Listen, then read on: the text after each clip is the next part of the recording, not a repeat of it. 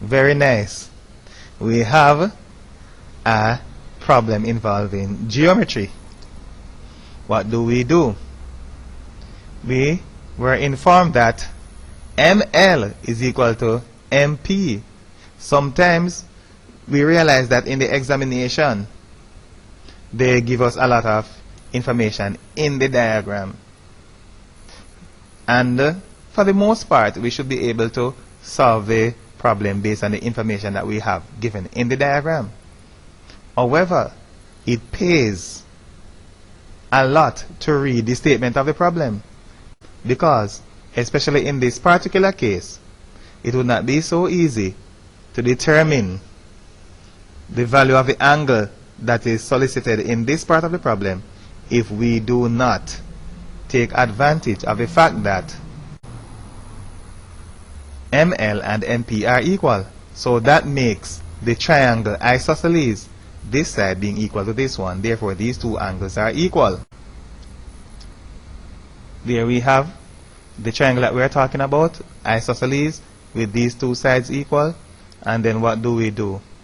MLP is one of the equal angles, and all of the angles in a triangle are to give 180. So we subtract the 36 and then divide into 2 for the two equal angles, and the result turns out to be 72 degrees. But sometimes we might forget that 72 degrees, and when we are attempting to find another angle, the 72 degrees will play a very important role. But because we did not make note of it in the diagram or anywhere else, and sometimes we do not remember, we are going through the entire thing and cannot find a way to determine the other angle. So let us put them right there. So those two angles are 72 degrees each. What about the other angle? The other angle that we need to find, KJ and LM are parallel. Therefore, usually in mathematics, as soon as you see a diagram with parallel lines, you want to think about alternate angles. So JK and LM are parallel. Therefore, JML and LJK are alternate angles. So these two angles are alternate angles, or what we call Z angles, because these two lines are parallel. So 22 degrees, they are equal. F angles. So JKL and MLP are equal angles since they are formed by parallel lines that intersect a single line, which we call F angles. So these two angles, this one and this one, are equal because they are formed by two parallel sides that intersect a single line. So 72 degrees. And I am sure that the final one cannot be so difficult. KLJ is the angle that completes the angle on a straight line that is shared by those other two angles. KLJ is therefore that which remains of the 180 degrees. Now this angle that we have here is 22. See, right there. And then this one is 72. And this angle on a straight line, therefore this angle is what remains of the 180 degrees when we subtract the 22 and the 72. And that turns out to be 86 degrees.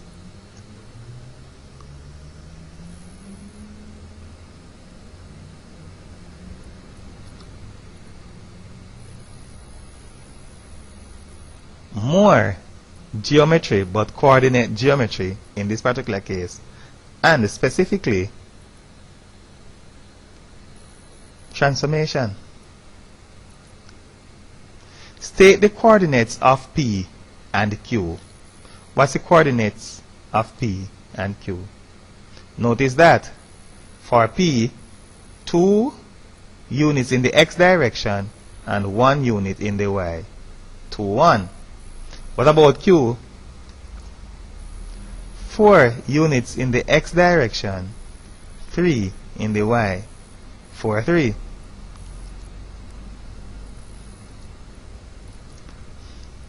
the transformation is a reflection because the triangles are different in orientation. And the difference in orientation was discussed in practice paper 9. Therefore, here we will take the opportunity to discuss another feature of reflection. Now, what do we mean by different in orientation? Look at this. If we are saying PQR, PQR, we are going in that direction. Anti-clockwise going PQR. But if we say PQR down here, we are going PQR, we are going in a clockwise direction. Therefore, the transformation is a reflection. Reflection is the only transformation that we study in this syllabus that gives this effect, where if we say PQR, we are going anti-clockwise, and if we say PQR, we are going clockwise. That kind of situation tells us that we are talking about a reflection. There's no doubt that it is a reflection. And some students will realize that we have these laterally inverted. One is the lateral inversion of another by looking, so the candidate should be able to tell that it is a reflection. And maybe that is the reason why the examiners did not ask us to explain why. Just to say, what transformation do we have there? In a reflection, the line joining points to their images are parallel. Right. In a reflection, the line joining points to their images are parallel. But the same is true for a translation. The same is true for a translation. In a translation, the lines are equal in length, but in a reflection, they are not. So, in a reflection of a polygon, at least a polygon, the line joining points to their images, as in every single case, will be parallel. But for the reflection, if it is a polygon, they will not be of the same length. The mirror line must be perpendicular, because when we are describing a reflection, we have to state the mirror line. That's a must. The mirror line must be perpendicular to those lines and also bisect them. So there is your mirror line bisecting those lines, and it is perpendicular to them. So on this side of the mirror line we have 1, 2, 3. Here we have 1, 2, 3. Here we have 1, and there we have 1. So the mirror line should bisect the other lines, that are the lines that join their points to their images. So the transformation is a reflection in the x-axis, and the equation of the x-axis is y is equal to 0. On the grid, the translation may be done graphically. However, we do not have the space on this grid. Let us therefore use the method of adding the vector of translation to the position vector of the points. So that point, the vector of translation was given to us as 3, negative 6. So to 2, 1, we add 3, negative 6, and the result is 5, negative 5. But that is not the answer, because we need the coordinates. So we write the coordinates 5, negative 5. So in the examination, it is not a complete answer to just do this, because what we have here is not a pair of coordinates but a position vector. Therefore, we need to write down the coordinates of the points. And no doubt we will do the same right there. Adding the vector of translation to the position vector of the point Q, and this is the result. And of course, again, this is not a pair of coordinates but a position vector, so I write that as a pair of coordinates.